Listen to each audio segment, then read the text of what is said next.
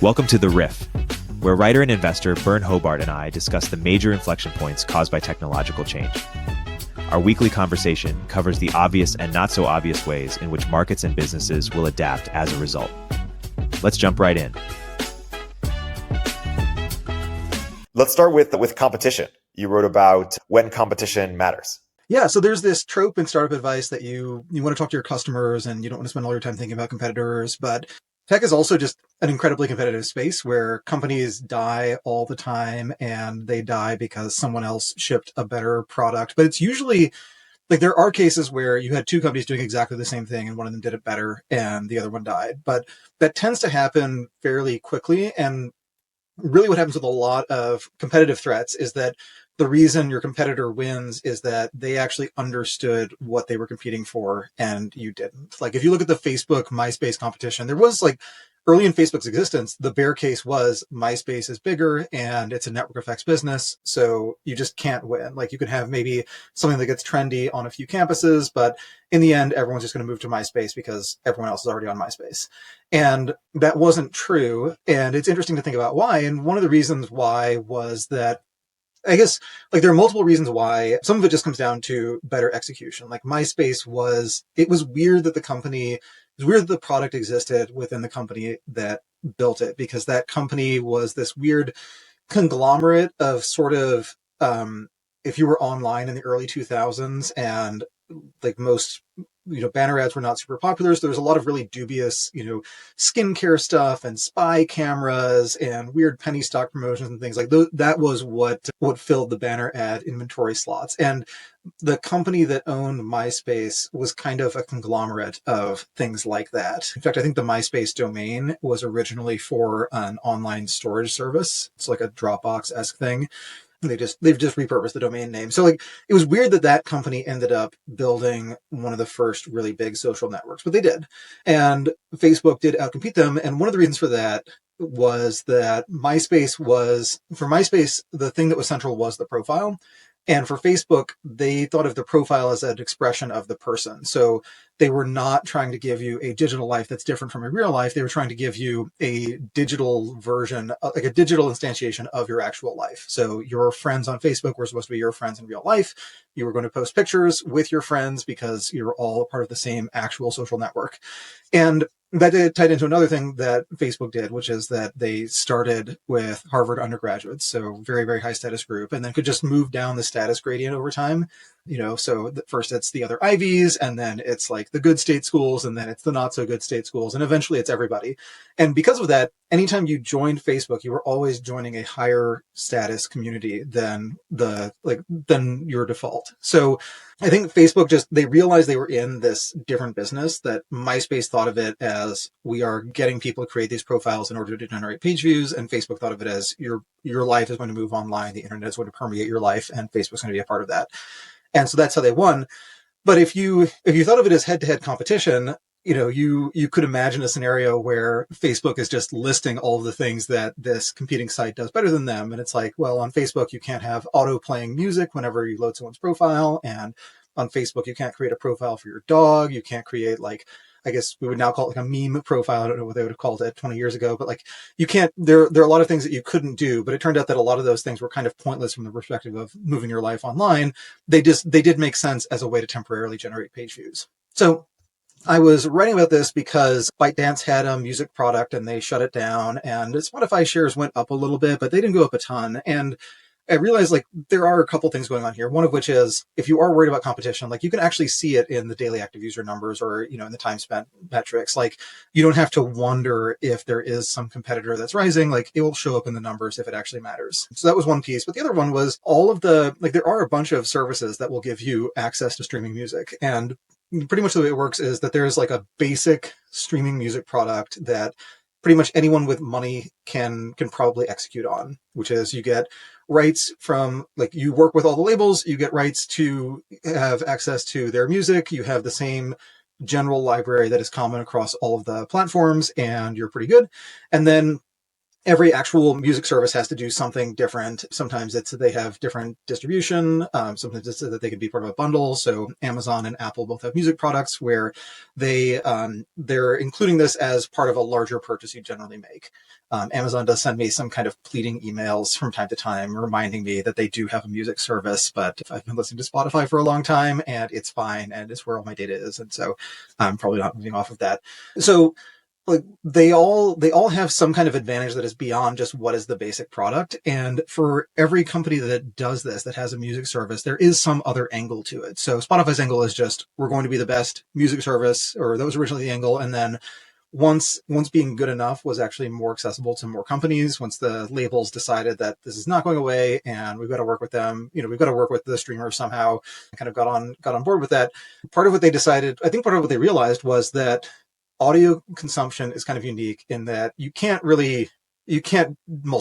Like you can multitask in the sense of you listen to a podcast while you're doing your laundry. You can't multitask in the sense of you're going to listen to a podcast and an audiobook and, some workout music all at the same time. Like you're doing exactly one thing. And that means that they actually have this ability to saturate that sensory input. And really other kinds of media don't have that. Like people will watch, say, streaming videos, but they also have their phone out. They're also alt tabbing and, chatting with people and whatever. You can't really do that nearly as easily with something like music. And you certainly can't have like multiple instances of the same kind of content. So that did give them room to expand into just other audio formats. So stuff like audiobooks and of course podcasts. They also have some exclusive access to music, but a lot of what they have is just this momentum of, it's a really good product. It's the obvious decision to make if you want to listen to music and don't want to listen to ads. You probably just pay for Spotify. It has the stuff that you want. It probably has a lot of the obscure stuff too. And it's like, it's good enough for a use case where good enough is actually really, it's what you want. So I thought that was just like an interesting way to think about competition, is that the direct competition almost never matters. Like there's almost always either a clearly better product or there's some other advantage that some company has. And then the indirect advantages, they're just going to be different for every company. Like Amazon's indirect advantage is that they can get more subscribers to their music service because these people are actually subscribing for fast, free shipping and for videos and for all the other stuff in the Prime bundle. Apple, of course, has this preferential access to people's devices. They can do things that they would, that they do, in fact, restrict other app companies from doing. So you have a lot of cases where the actual axis on which competition happens is not the axis on which companies are actually competitive. And so thinking directly about your competition often means sort of ignoring all of the things that give them an advantage in competing with you and focusing on just what is like the direct head-to-head comparison. But that's almost never what you actually care about. So I think like competition does matter, but it matters in a sense where if you're thinking about specifically what product does someone have and how does that compare to your product, it's probably the wrong way to think about it. But if you think about why are they in a position to launch this product and, why are they going after my business, basically, then that gives you some sense of how many steps ahead they are. That's well explained. Speaking of how many steps ahead for companies, I want to talk about OpenAI. You wrote about them in a few different times this week. You wrote about they're changing their business model. You wrote about their attrition, sudden exec attrition, and then you also wrote about perhaps the usage being understated. So why don't you get into some of those? Yeah. So in terms of changing the structure, I think it's the kind of thing where they probably should have realized that this obviously had to change sooner. And I can't tell if they were being pessimistic about AI when they started the sort of quasi for-profit thing contained within the nonprofit, because the pessimistic view would be, okay, you want to raise money for this thing and you want to you need to raise enough money that you have to promise people some kind of return. And by the way, maybe it is a good idea to, if you are developing something in technology, to find some way to sell it just so you get some evidence that it's actually something people want, etc. Like lots of good reasons to do that. And I think if you felt like the path towards AGI is like this 20-year time span, and also OpenAI is the main organization taking it seriously, then maybe you do that once, you get enough outside capital to bootstrap your way into some profitable business, and then that business funds the next few generations of AI.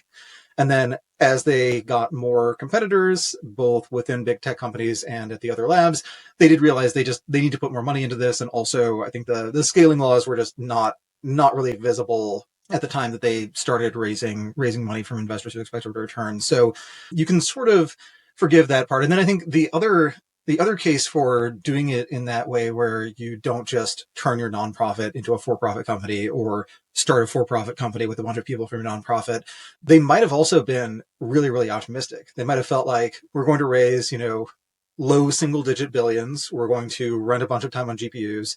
We're going to use a bunch of GPU hours, and we are going to train something that is just generally intelligent. And we'll train a model that is so smart that it will tell us how to train the next instance of this model on your laptop, on your phone, whatever. So it's kind of hard to read into exactly why they chose what turns out to be the wrong structure at the time. And you have to be a lot less charitable about their situation right now, because it is the case that, like, they raise money as a nonprofit and they raise money in this quasi for-profit thing, but we're telling investors, you should think of it as a donation. You shouldn't necessarily expect your money back. We are subjecting this. We want to give the nonprofit veto power over some of our product decisions, etc. And a lot of those guardrails have just gone away, which I think practically they kind of had to. Like, practically, you can't, the more transformative the technology is, the less you can say, well, we'll just slot this into an existing form of institution and it'll work perfectly well with few to no modifications. Like, you do need to build some kind of unique structure, and actually for-profit companies are pretty good at that kind of thing. Like, you have a lot of dimensions for financial engineering. You can organize your worker-owned socialist co-op as just an LLC or a C corporation or whatever. Like, it's just a matter of giving the equity to the people who work there, and suddenly you have socialized your business. So you have a lot of room for that. But if you have a for-profit company set up, you just have access to a lot of capital. And you also have this check on your behavior of, if you are investing a ton into some R&D project, you need to be able to tell investors that there's some kind of return in the future, or they just won't write the next check. So it is the case that for a lot of really functional institutions, the best thing for them is to be a profit-seeking company. It's often what turns out to be best for them is be a profit-seeking company that has a major shareholder who, either because they own a ton of the stock or because they have special voting rights, can actually make decisions that are unpopular with the investor base. So an instance of that would be Mark Zuckerberg, where he does control Facebook. Like, you can't, or Meta, you can't really tell, you can't run an activist campaign against Meta and force them to pick a new CEO who's going to focus more on profit margins and increase the buyback or whatever. But it does turn out that even though Zuckerberg, like, legally has pretty much absolute power over Meta, he actually does still have this economic motivation to do sane things and to not spend all of the company's free cash flow on making the metaverse happen, because part of how the company recruits is they pay people stock and cash, and it would look weird to pay only cash. So there's like a signaling thing where you do have to pay with stock. And that means that even if you control the company and don't have to worry about an activist hedge fund buying a bunch of the stock and ordering you around, you still have to worry that if the stock isn't going up, that you will lose access to talent. So they do still have that check on their behavior. But it becomes that again is not like you take this standard institutional setup and it always works equally well every single time. Like, that setup works really well if you have a really good CEO, and a CEO who you can trust to do the right thing for shareholders. Does not work that well if you don't have that. So I think what will be interesting to look at as OpenAI does what it should have done at some point in the past, but they were busy with other stuff. Like, they do have that excuse. It's not a great excuse, but it is true that they did actually ship a lot of cool stuff. It wasn't like they were just sitting around waiting for something to happen. So when they make this shift, it'll be interesting to see how much power outside shareholders have, how much power is allocated to people who are not aiming to maximize shareholder value and are trying to achieve abundant superintelligence that's aligned with human values, to the extent that we can really define what that is. Because I think you can definitely have a setup where it is a profit-seeking company. It does have a CEO. That CEO is pretty ruthless, but there are enough checks and balances that it's not a huge problem. But you could also definitely have a setup where it's, all bets are off. And, where the nonprofit status was like the last thing holding them back from doing crazy stuff. I do think people have complained somewhat about the claim, rumor, etc., that Sam Altman is going to get 7% of the company. My guess is, one, the PR blowback has been bad enough that it's probably not going to be 7%. But two, if you have a company where there is someone making economically important decisions and they do have some kind of responsibility to maximize value for the shareholders, like it's a good idea to have these interests aligned. And what OpenAI has right now is this setup where Sam Altman can make a lot of money from OpenAI by investing in companies that sell things to OpenAI or that use OpenAI's products, but doesn't actually make money from OpenAI making money. And if you're a shareholder, you kind of don't want that. Like, you actually want to force the management team to take some stock options and force them to like feel the pain if the value of the stock goes down because they made a bad decision, even if they like other things about that decision. So, yeah, I think even if Sam Altman says he does not want 7%, the board should probably make him take some amount of stock or some stock options just so that there's some kind of economic alignment of incentives. Yeah. And what do you make of the sort of idea that there's some wrongdoing here in terms of if any company can start as a nonprofit, raise a bunch of money, and then switch to a for-profit, they'd all be doing that, or vice versa? It's slightly true, but in OpenAI's case, it's not like they raised billions of dollars as a nonprofit and then just turned into a for-profit company. No, they raised, I think they had like a verbal commitment for $1 billion from Musk at one point, and then he didn't donate nearly as much and stopped donating after a while, and they weren't able to raise that much money. I don't know how much they actually raised as a nonprofit. I think you can look it up, but it's, from as far as I know, they raised like, a much more substantial amount of money for their profit-seeking sub-entity. So, yeah, I think like in percentage terms, it's probably just not the case that they actually benefited to a huge degree from doing that. They also didn't really benefit from the tax angle of, if it's a nonprofit, you aren't paying taxes on the upside because it wasn't really generating upside. And also, if you're a nonprofit and you are just piling up capital, that becomes its own problem. So yeah, I think that particular detail looks a lot worse than it actually is. That makes sense. And when you look at the exec turnover, is that just, hey, when companies get big, that's what happens? Or when, There is a little of that, but then if you have the CEO of the company saying that we will actually achieve our goal and, develop the most important technology in history in, the next couple thousand days, I think was his rough estimate. Like that, it is weird to quit then. I'm not sure what you do next to occupy yourself between then and the singularity. And if you think that so one way to read it is they don't actually think that'll happen. And another way to read it is they're worried that is in fact exactly what will happen, that we will solve general intelligence before we solve alignment, and we'll have this super intelligent thing that thinks of us the way we think of ants, where like maybe it doesn't gratuitously kill us, but also doesn't care that much if we suffer. That is the apocalyptic scenario that people have been worrying about. And they're like, I tend to view that as an overstated claim, but I do think it's really important to be fair to the two people who have this apocalyptic view, that they took AI seriously a lot sooner than other people, that a lot of things that they predicted didn't happen, but a lot of important things they predicted did actually happen. And a lot of them got into this stuff. They chose to study AI. They ended up at the labs because they were worried about unfriendly artificial intelligence. So you do want to give them a lot of credit for having a viewpoint that caused them to select into what turned out to be a very important and very, very lucrative job.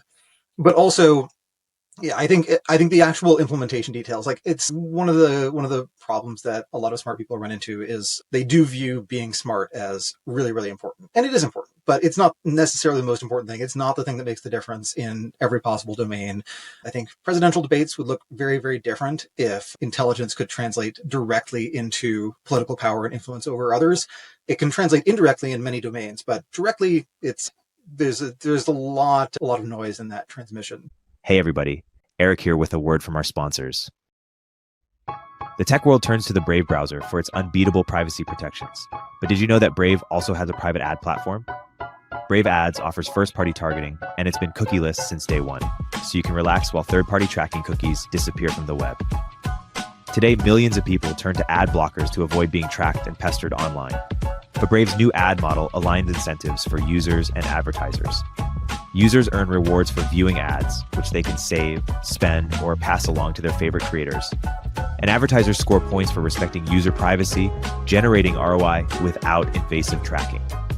So whether it's high impact announcements on the new tab page or keyword targeted ads in Brave Search offers diverse, private, future-proof ad formats for all your business goals.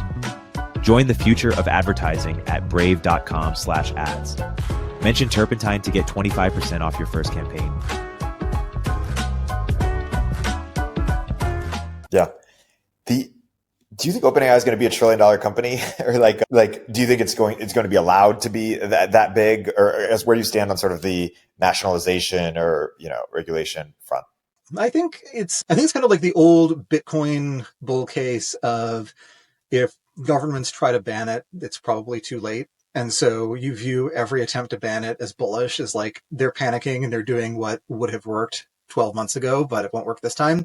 And I think that would be a much better story if Bitcoin had just gone vertical and had been the world's dominant reserve currency soon after, and we'd had the flippening between the total value of Bitcoin in circulation and the total value of US dollars in circulation. That didn't really happen. But I think that general kind of thinking of, if they try to ban it because it's too big, it probably is too late for them to effectively do that, is a useful guideline to keep in mind.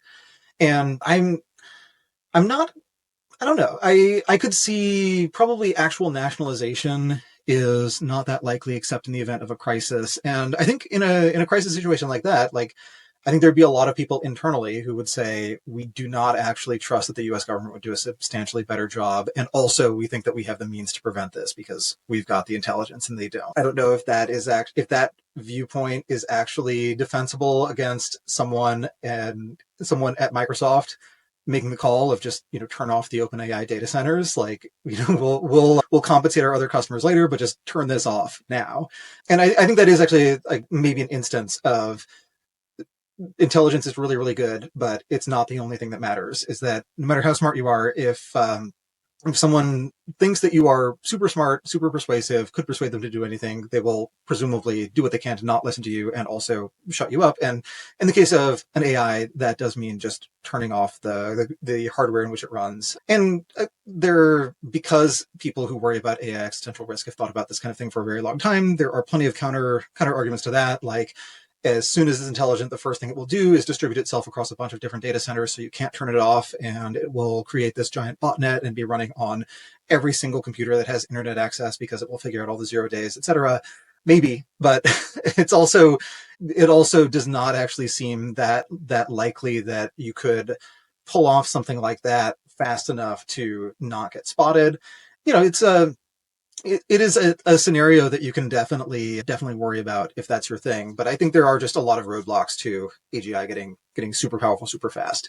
To the extent that the nationalization is a risk, I think the way that you want to think about that is that probably the form it would take is stricter regulations. And I think there are cases where AI is unregulated. I think the situational awareness paper made some strong points about this with respect to foreign intelligence services probably having access to better models than you and I, as just standard OpenAI users, have access to. They are probably getting pretty regular access to whatever these companies are working on.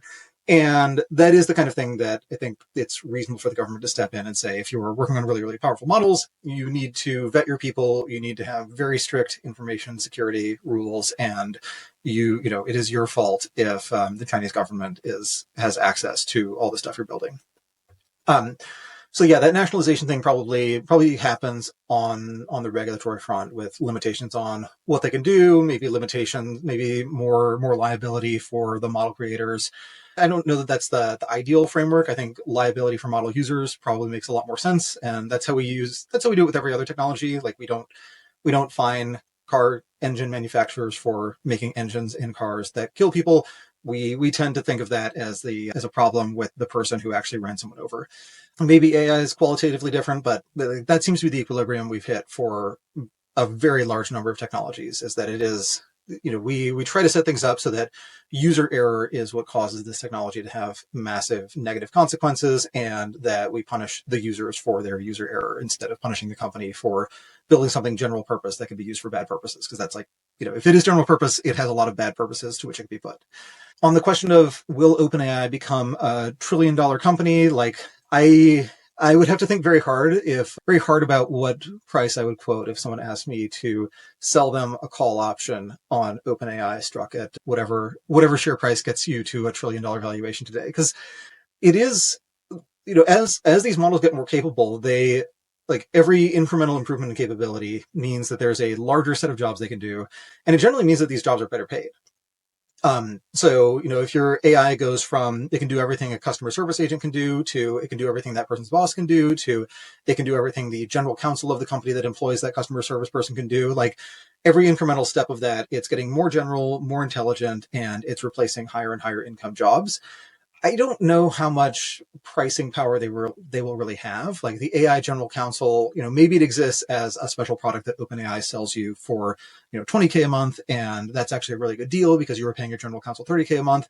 On the other hand, if it is just a collection of API calls and if it is just a collection of prompts, then presumably people are going to implement this through APIs that access just more standard models, and pricing will be more based on what that underlying cost is and at what price point. Like really, I think for a lot of the cases where AI replaces a specialized high income worker, what you'll probably see is that companies like the company that sells an AI general counsel tool is selling not to companies that are going to replace their general counsel with an AI. It's going to sell to companies that don't need a full-time lawyer on staff yet, might need one in a couple of years. And for now, this is a really good stopgap. Like it's a thing that reviews all their contracts and lets them know what terms to push back on or whatever. And over time, the growth probably comes from those companies deciding they don't actually need full-time lawyers on staff after all, or they need them, but only later. So they pay for the product a bit longer. But yeah, I think there's like a lot of economic value to be created by having cheap general purpose models that can do lots of white collar jobs. But it's very hard to capture that value without just using the model yourself. And the using it yourself thing is usually done by external companies, not by the companies that are building the foundation models. ChatGPT and Claude are, two big exceptions to this, where they are actually monetized products that are consumer facing, like they're end user facing. It's not just an API call, and they do actually get monetized. And as I actually would be very curious about the unit economics, but I think there's at least a plausible path to unit profitability for those kinds of products. But a lot of the actual use cases of AI in the wild right now are cases where the company is selling you something where a lot of the value is being added by doing API calls to the big model providers, but you're not interacting directly with that model. You're interacting with the company's product that is then using that model in the back end. So it's sort of, Intel did not capture a lot of the value that the PC revolution created. It captured plenty of value for a while, but it did not capture the majority or even a very substantial fraction of the value that was created by having lots and lots of computers, on every desktop, in every home, etc., all running with pretty standardized instruction sets. Yeah, no, it's a good overview comparison. I want to shift to a couple pieces you wrote in Capital Gains, your sort of adjacent newsletter. Can we first focus on the one you most recently wrote about the 2-year treasury? Yeah. So the 2-year, when you think about interest rates, what people tend to talk about on interest rates, other than, people talk about mortgage rates, but they'll generally talk about very short-term interest rates, like what is the Fed doing? How are those rates being controlled right now? And then they talk about, say, the 10-year or 30-year as just what is the general price of money over time? And if you are thinking about any investment that pays off over time, you are thinking about what return do you get in comparison to the risk and benchmarking that against what you get if you lock up your money over a similar time period, but don't actually have any risk that you won't get it back. So those long-term rates matter a lot, and they do give you a good read into what the market thinks the actual price of money is, which gives you a sense of what the market thinks of long-term growth expectations and of inflation expectations, but also just how it's annoying because there are a bunch of factors that go into it. And one of them is how much money do you have to pay someone to compensate them for duration risk? Like the longer term a bond is, the more responsive the price is to changes in interest rates. And so if it's a more volatile bond, then investors will demand a higher return. And because all of these things are baked into one price, you can never really tease out what factors are affecting it today and, why is it moving relative to this other bond? Like there are always going to be lots of plausible explanations. When you go shorter, shorter term, if you go really, really short term, you're basically looking at a proxy for what is the Fed doing right now. That basically, sets the return you get on T-bills, for example. They just don't really move much in price. But the 2-year is interesting because if you look at rate hiking and rate cutting cycles over the last 30 years, the longest cycle is a little over 2 years. So the longest period of just consecutive rate increases or consecutive rate cuts, it was a 2-year rate hiking cycle in the mid 2000s, right around like ahead of and then during the housing crisis. And so 2 years is about as far as you can predict the Fed doing anything. And since most cycles are shorter than that, that does mean that most of the time they are, increasing rates a couple times and then holding them steady for a bit and then cutting them and, changing their mind again, et cetera. So the 2-year is kind of your view of just what is the market's consensus view of where rates will equilibrate, like where short-term rates will equilibrate. So that's why I think it is like an interesting asset to think about and talk about. And it's really the thing to pay attention to if you just where rates are now and you're curious about where they're going. The 2-year is basically the consensus view on what those rates will be over the course of the immediately foreseeable future. Yeah, that's a good overview. I also want to focus on your piece about buybacks. There's a lot of sort of populist rhetoric about buybacks. Chamath going on and saying it's sort of bad ethics. What is the right way of thinking about corporate buybacks? Buybacks are fine. That's the main thing. So buybacks are they are a somewhat more tax efficient way to return capital to shareholders than a dividend. They're also a somewhat more shareholder choice friendly way to return capital because when a company is returning capital, it's selling shareholders. It does not have a good way to invest this incremental money, but maybe they do. And I think that's actually, I guess that's a useful point to make as a preliminary one is there's this mental model people implicitly have of buybacks, which is the company had money and it could choose to invest it in the real economy and hire more workers and, cause economic growth. But instead, it just throws the cash into an incinerator called the buyback machine. And that cash is never seen again and the growth doesn't happen. But of course, they're just moving cash around. Like they had the cash, they could have invested in growth, they return it to their shareholders, and then it's up to their shareholders. And if the shareholders can't find anything good to invest in, that's not the company's problem. That means the company is one symptom among many, many of the absence of good opportunities to reinvest cash profitably. So to the extent that buybacks actually slow down growth was already going to be slow. But also, yeah, buybacks, they're not morally different and not very economically different from just paying a dividend. Like either way, the company has more money than it did a year ago. It doesn't need that money. It could hoard the money. And this is another criticism of the buyback critics is that when people criticize buybacks, they are implicitly saying big companies need to be a lot bigger. Like America needs much, much larger and therefore more powerful corporations. And that it's really, really dangerous that corporations are so weak and that they are returning their money to households and nonprofits and pension funds that pay teachers and firefighters and police officers their retirements. We can't have our big companies transferring money to these people. We need them to keep it and continue growing. I don't think that's necessarily true. I think a lot of companies, they grow for a while until they've saturated their immediate niche. They might be able to grow more, but it's also, in many cases, just a pretty good bet that the next thing they grow into will not be as good as whatever their core business is. And it's also a reasonable bet that if there is a company that has grown for a while and it has kind of saturated its immediate market and is generating enough cash that it can keep its business going and continue to make incremental improvements, but it can't just reinvest everything, it's probably the case that there's some other part of the economy that could absorb some capital and could actually profitably reinvest it. And so buybacks and just shareholder returns in general, they are a way to keep money circulating in the financial system and eventually push it into places where there are higher return on investment opportunities. And if you don't have that, then what you have is that these slower growth businesses that get lower returns on capital and implicitly have lower marginal productivity from the additional workers they hire, that these become a larger share of the economy. And the larger the share of your economy that's dominated by companies or sectors that don't grow very much and aren't getting much more efficient, the slower overall economic growth is. So you want IBM to buy back stock so that some of that money gets recycled into investing in small startups that grow faster, maybe try to kill IBM. Maybe IBM just doesn't matter to them, but they grow. And then you have some part of the economy where growth is actually happening. I actually, after I wrote that piece, I did go back and read some more about the early history of buybacks. I think we talked about this on a prior episode. It was interesting to me that buybacks were part of the 1930s financial engineering handbook. They were like a thing that you would do if your stock got cheap. And then I think this is evidence that the U.S. financial system just got like it got significantly more risk averse and actually lost some useful institutional knowledge after the Great Depression.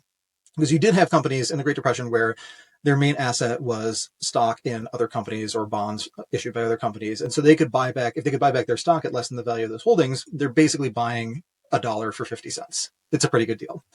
And when you don't have that, when companies don't recognize that as a tool to deal with having an undervalued stock, they may actually think that growth is a better opportunity than paying a dividend. Because if you're growing, you actually have a story around it. It's not just, we are a kind of boring company that did whatever we could to grow for a while. We can't think of anything else to do. So you will at least get a little bit of yield if you park your money with us. If they have a growth story, then it's a little bit more exciting.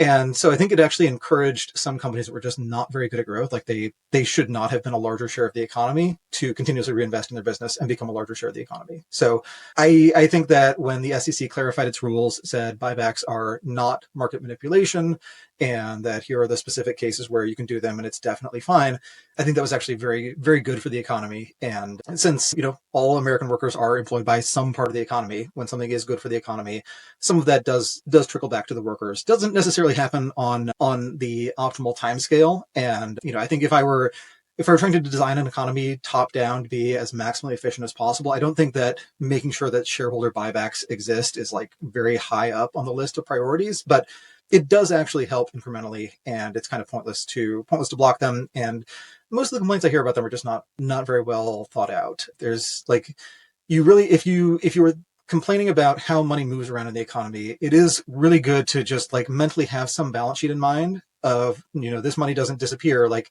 this person had it and they put it somewhere else, and then that person, wherever they put it, it doesn't just sit there. It has to, it flows around. It's very rare that you have some kind of transfer in the economy where the net result of that is someone puts a little bit more money in their checking account and it just stays there. You wrote another piece about why it can be optimal to keep spending in what looks like an unsustainable way. If you look at the early annual reports or prospectuses for big software companies today, there is, so someone like Microsoft or Adobe, you look at their financial statements from the 1980s, and there's this really weird thing in them, which is they're not losing money. They are growing fast, maybe not quite as fast as, like, in some cases they're growing really impressively fast, but in some cases, like, there are modern growth companies that were able to put up really, really good numbers for longer than early Adobe and early Microsoft could. But they're not losing money. They're actually making a profit. And that's kind of weird today for an early stage company to be doing that. But there are actually some structural changes in the software business that have changed when it's optimal to burn lots of cash and when it's not.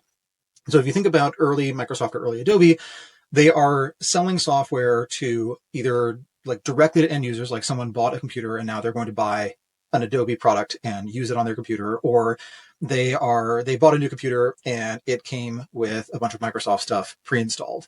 So that is the sale. Like, at that point, the customer relationship has ended until the next time someone makes a purchase or the first time that they have a problem with the product and call the company and tell them to fix it.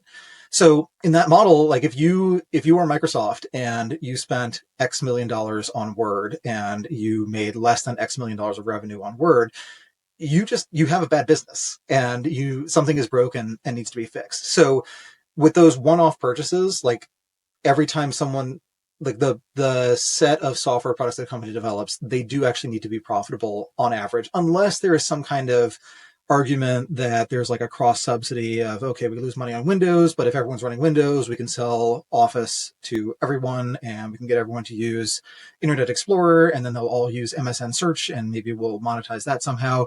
You have a little bit of that cross monetization, but also if you're selling to people who have a computer where it transmits information to other computers through either printing something out or through putting it on a floppy disk and handing it to somebody else. You don't actually have a lot of good touch points for figuring out what people do with their computers. You sort of make an educated guess, and every time you ship a new version of Word and you see that people bought it, you can say to yourself, hey, it turns out our customers who bought the previous version of Word actually used it, they actually liked it, and they actually want these new features. Great news. But now, most of the time, software companies do not want to make a one-time sale and then try to build a new product and sell it again. What they want is to build a product that is useful enough that someone signs up for a subscription, or if they're a company, they sign some kind of contract with a term, some time period over which they are paying for and presumably using the software. And once you're doing that, you could start thinking about things in terms of customer lifetime value. And if you have a product that is subscription-based, it's presumably accessed through the internet, you also have some pretty good data on how much people are using it. And you may even start to get a sense of where their price sensitivity is strongest or weakest, or it's a lot easier for those customers to request features and then for you to track all these requests and see what people actually want. You're just in an environment where it's much more plausible that the customers you have today will be customers in the future, that they will pay you more money in the future for similar products to what they're using today, and that you can identify other people like this and turn them into customers as well. So once that's the case, it no longer makes sense to treat the initial first year sales of this product as basically the value that it's created for your company.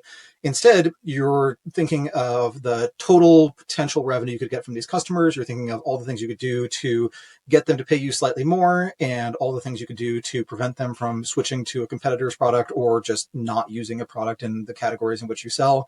And when you're thinking about those things, you can think in terms of what is basically your internal rate of return on making an investment into a particular feature or a marketing plan or whatever, because instead of putting up money and getting an immediate payback, it's putting up money and getting this stream of unknown but possible to guesstimate cash flows in the future.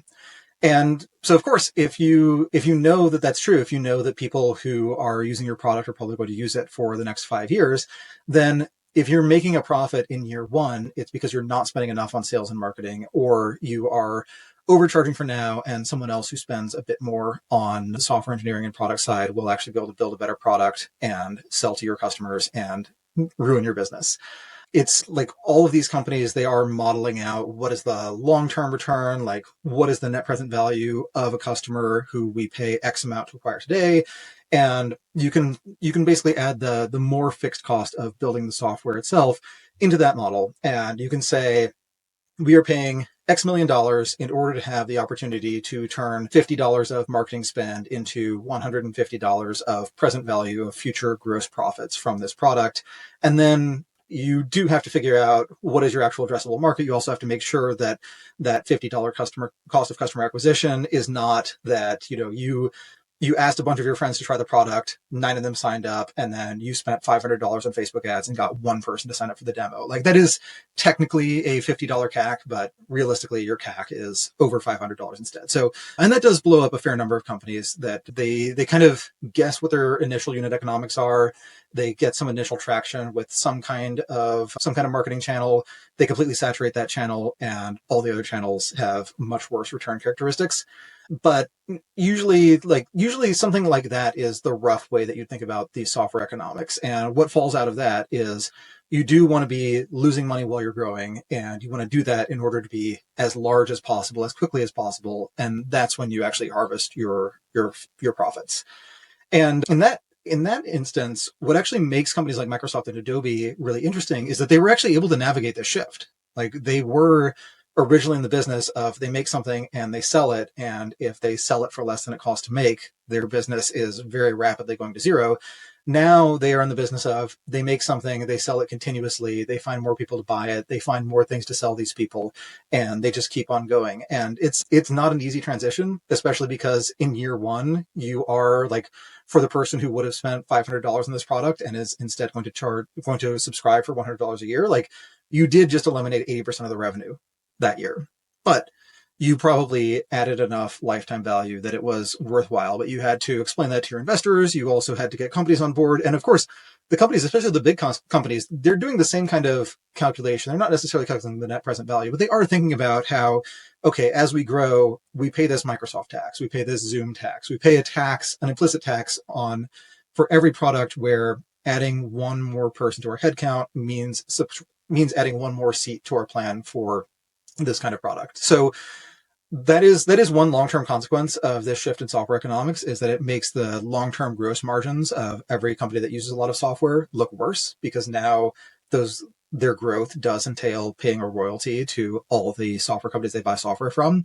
But it's been net good for both sides, I think. I think like when you have a model where you're selling software on a one-off basis, you can probably get away with exaggerating how good it is. And if you have a deadline where it has to be in stores by a particular date, then you're probably going to ship something with a few bugs. But if it's a continuous product, you have much better tools for actually addressing bugs. Like you can tell your customer, okay, we've heard your complaint, we've identified the problem, please just hit refresh in your browser and it should be solved. And that's pretty cool.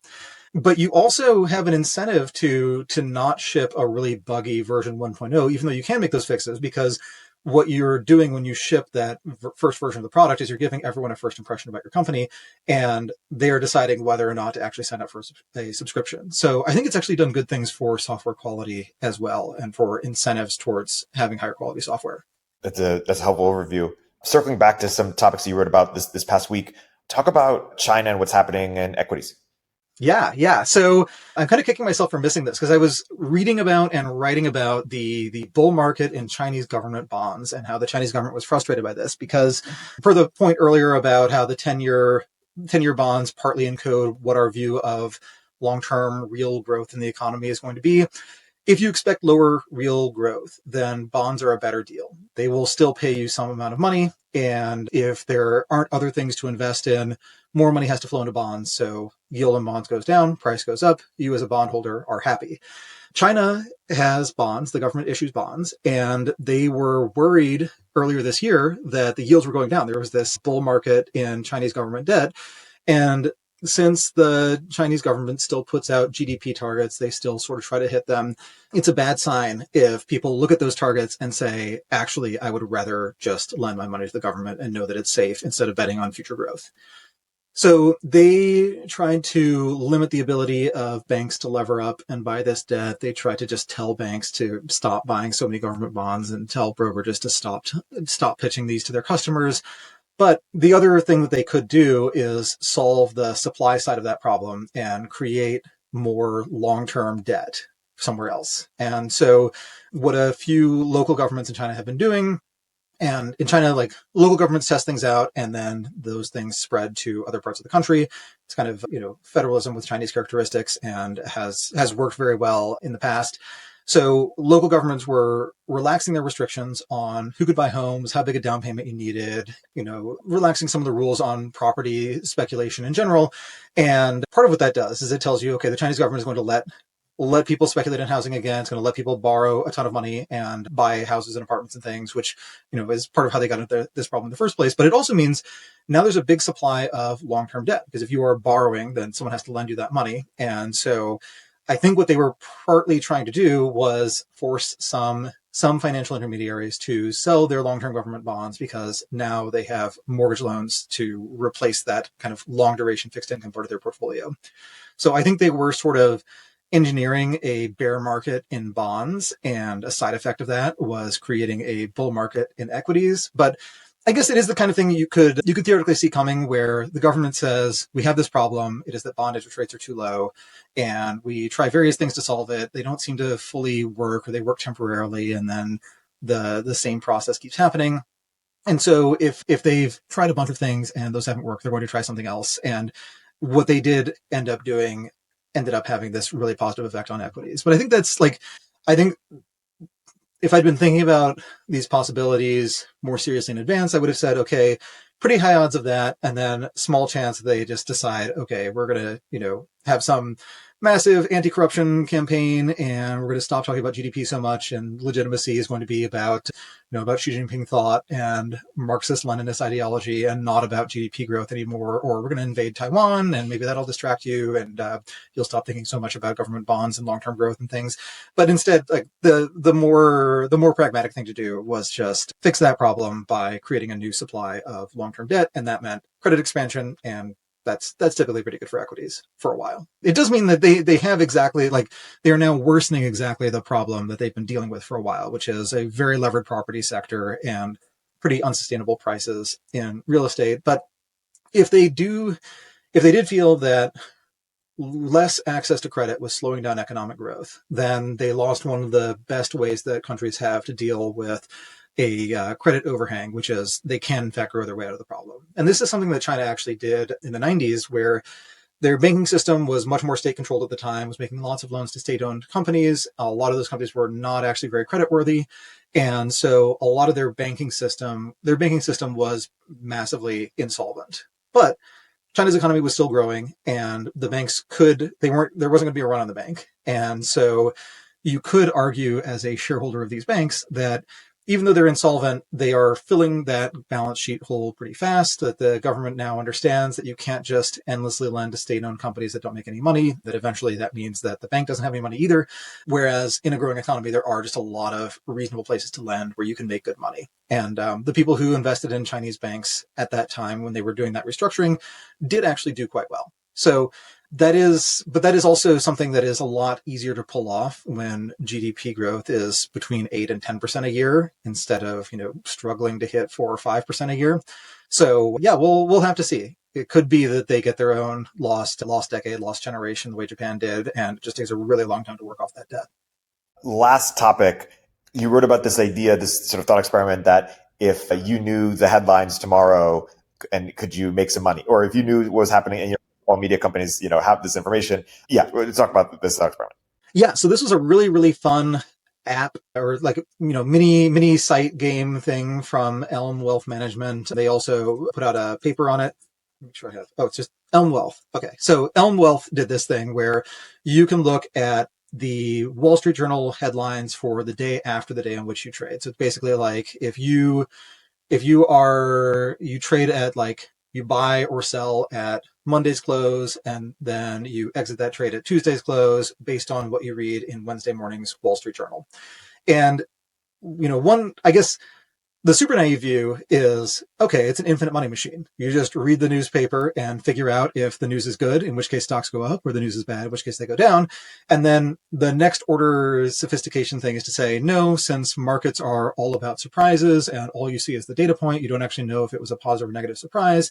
And then I think the third order point is, okay, but sometimes you can infer. Like, you can look at whether the news seems good or bad. You can look at whether inflation is running hot or not, and whether that seems like a major worry for market participants. What I really got from it, though, so part of the mechanism of this is when you read the headlines, you can choose to invest with arbitrarily high leverage, like maximum is 50x, but that's arbitrarily high, in either 30-year treasuries or equities. So that does give you room to bet on rates, inflation, growth. Yeah, you've pretty much got it all.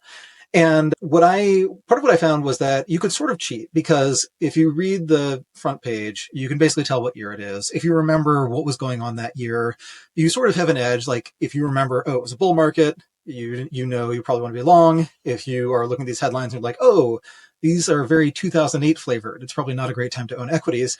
But then if you actually translate what happens in a given year into what happens over a given day, like, it's an edge of a couple basis points. It's not actually something you would have bet massively on.